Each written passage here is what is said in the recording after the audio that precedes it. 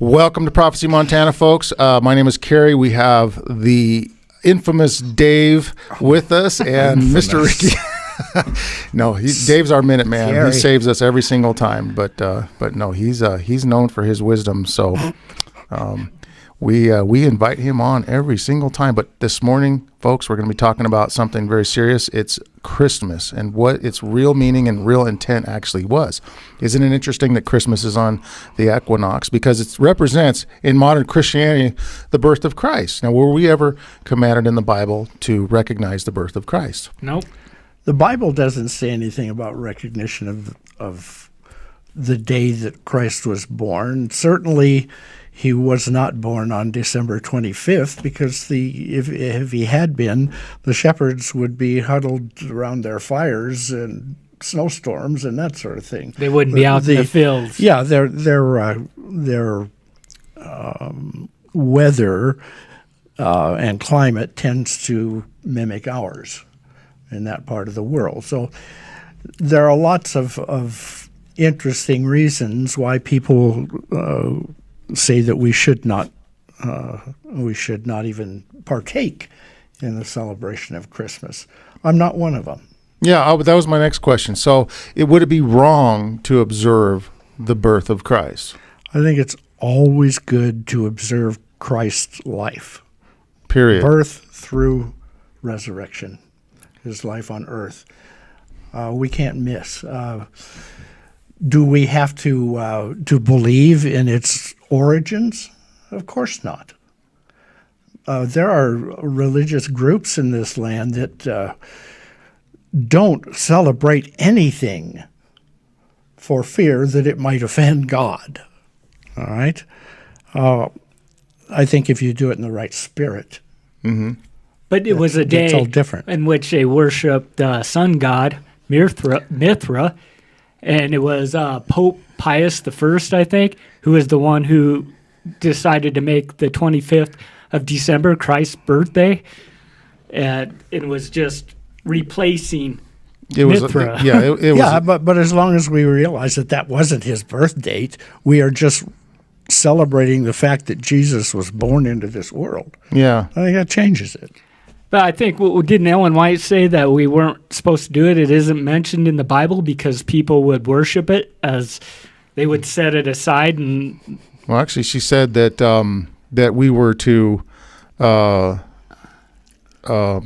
erect a tree, and then instead of putting gifts underneath it, we were to put offerings on it for like for others, for money for the church and the mission. You see that happening at the mall, don't you? They put a tree up and they have little envelopes, and you can put gifts for children who need support. Yeah, exactly. Yeah. Now, it's often wondered why the Christian church observes this day, being that it is a pagan. It has pagan origins. I mean, December 25th was chosen because it was the birth of the sun, S-O-N, not the birth of the sun, S-U-N. And so, because on December 21st is the equinox, and they noticed by December 25th that the days were getting longer. And so the pagan tradition for, many centuries was to, and even talks about it, what is it, in Isaiah or Ezekiel? I was going to look up that verse. But it talks about the tree and the tree and setting it up, right? Yeah. And so that was in regards to Mithra and the worship of Mithraism. In Mithra his title is like the Rock, Light Bearer. What is it? There's so many. All the titles of Jesus. All of them. Yeah, and Santa Claus, now this is according to the History Channel, otherwise known as St. Nicholas or Kris Kringle, has a long history steeped in Christian traditions. Today he is thought of mainly as a jolly man in red who brings toys to girls and boys and on and on. But the word St. Nick is known... Old Saint Nick is known. Our Old Nick is Satan. All the derivatives, Saint Nicholas. All the derivatives is essentially it's another word for the devil or Satan. You can, in fact, just Google it, and you'll see what I'm saying. Kris Kringle, we were just talking. Christ Kindle in German. If anybody out there speaks German, you know what that means. It means Christ child, like kindergarten. So Christ Kindle. The other names, and not only that, but he was a man who was dressed in red. Christ is, he takes all the dillies, all of the Christ. Attributes. He has the white hair, like Jesus had. His hair is white as snow and wool in his beard, and he's wearing red. He lives in the North Pole, God's kingdom. His throne's at the north. He knows if you've been bad or good. I mean, he's all knowing. And even though he's a lie, he is a lie. Sure. And we also teach children about Christ in the Bible, but they don't see him either. Later on, when they grow up, they're like, well, my parents taught me a lie. Maybe, about Santa Claus. Maybe Christ is a lie too. Let me ask this question. Do we observe Easter? Well, a lot of Christian religions do. And they want to see a real egregious beginning to a holiday. Look into the beginnings of Easter. All that was a celebration of fertility. Yep, it's totally the same thing. But if I keep Easter, all the holidays, all of them, in remembrance of Christ's resurrection, am I doing wrong?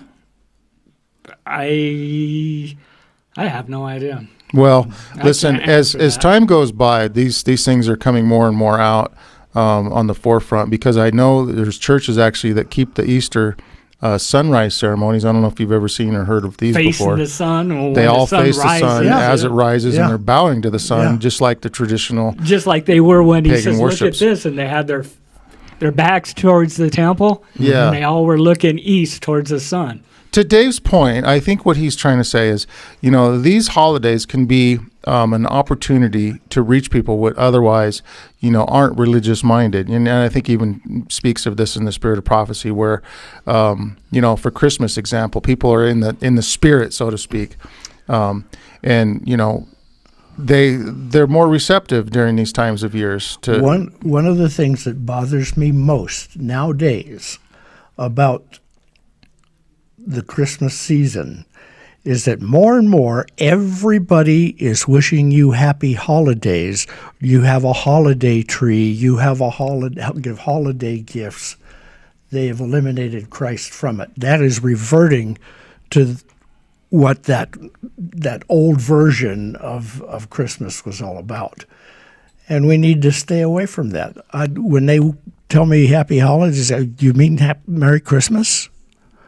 Because that's what we're celebrating. But even Merry Christmas, the Mass of Christ. They're bringing him down. I realize and that. Crucifying him every time they say that. Yeah. And it brings them joy. It makes them merry. Merry means joy.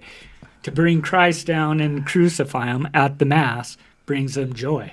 Yeah. To me, it's totally. Well, we have to. I think as Christians, we have to distance ourselves. I mean, to me, symbols mean nothing, right? Like if you don't worship that symbol, if you don't act on that symbol, it means nothing. Like the hot cross buns. There's reasons why we eat hot cross buns. That's another pagan thing. Sure. Well, who cares? I'm going to eat a hot cross bun. That didn't do anything to me. The symbol meant nothing.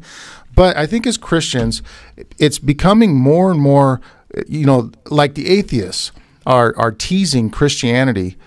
Because they keep Christmas and it's not actually Christ's birthday, because they keep Easter, and it seems like the ones who profess there is no God sort of jeer those who are professing to know God, but they're keeping all of these pagan religions. Yeah, and they're pagan, and so like, ooh. And with the advent of information at the fingertips, this seems to be the ammunition that more and more people are using to distance themselves from Christians, if you will. But the whole connotation is, we should not mix the sweet water and the bitter water. We should not take, pagan and Christian and amalgamate them. The Christian message should be very clear. I don't believe. But again, back to Dave's and even the Spirit's prophecy, back to Dave's point, there is an opportunity to reach people, and as Christians, we're going to use every opportunity. As far as how we practice Christmas, it should probably be done very carefully and in the spirit of Christ.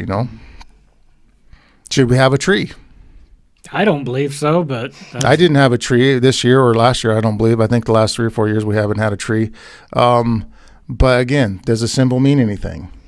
Do we put a tree in the house? Does it really mean anything? Well, okay, I guess this way. Okay, when say for a was it Apollos? Who's the statue that has the horn coming out of his head? The horn coming out of his head. Yeah, is that Saturn or? Yeah, because like they put for all the statues they put like for Peter, they made Peter this statue that's in the Vatican, and he has a horn coming out of his head, which is Saturn. And they took all the other statues that they had pagan gods that they worshipped, and when they adopted Christianity, they kept them and then just put different names on them. And that's what they did to all of the Christianity. That's why many Christians. Is that right? That's why many Christians keep Sunday. Mm-hmm. Is that right? It's for that's correct. Well, and see, here's the thing. So many Christians would say, well, it doesn't matter what day we worship on, right? Mm-hmm. It's just a symbol. Yeah, it's just a day. It's just a day or whatever. And so it doesn't matter. We all have our own way of worshiping God, Is that correct way of thinking? Because God is particular how he wants to be worshipped.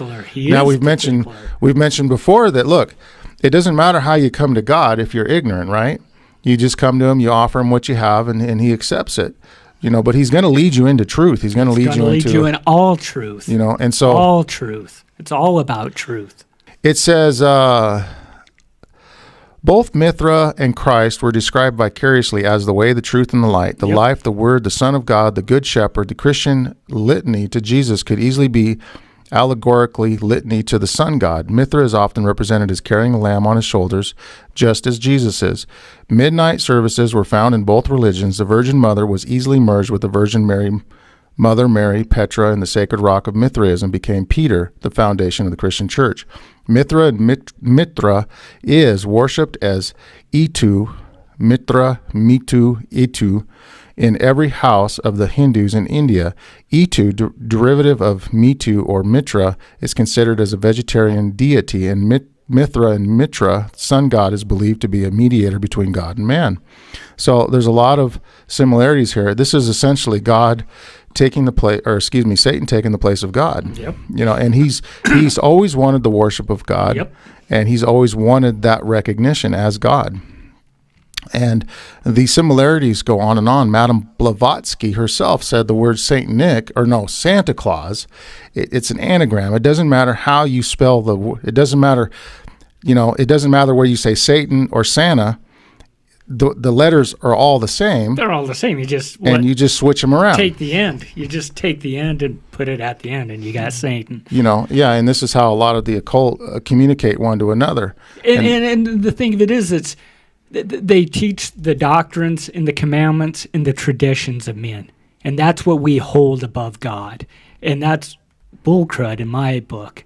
Yeah, I don't know. We have to give it all to the Lord. That's just how I believe. Yeah, well, and each man be persuaded by his own conscience. Basically, we're not telling anybody what to do here. We're not trying to, rain on the parade, if you will. We have one guide. That's this book. It's the Bible. That's it. And we have to stick by it. We have to follow God's word, Yeah. And no matter what. And so, don't take our word for it, folks. I truly believe that when we get to heaven, we're going to find out that there are people who had different beliefs than we did. Oh, I bet. Yeah, God knows the heart. So it's a personal thing. It's a personal thing, and but there's also such thing as a present truth. Now we know present truth. Now we know the Sabbath wasn't preached during the early days of the Reformation, and they were not held accountable. But it is today. Mm-hmm. And they weren't held accountable for it then either. And so as time progresses, present truth, is always evolving. Not truth, but being present truth. Or being revealed. I can be ignorant, but I cannot be willfully ignorant. Yeah, that's perfect. Perfect, Dave. Perfect. Awesome. That is perfect. Yeah, and so with that, we're going to sign off. Thanks for watching, guys. Hit that subscribe button. Give us a thumbs up. Let us know how we're doing in the comments below. Thank you for watching. We'll see you on the next one.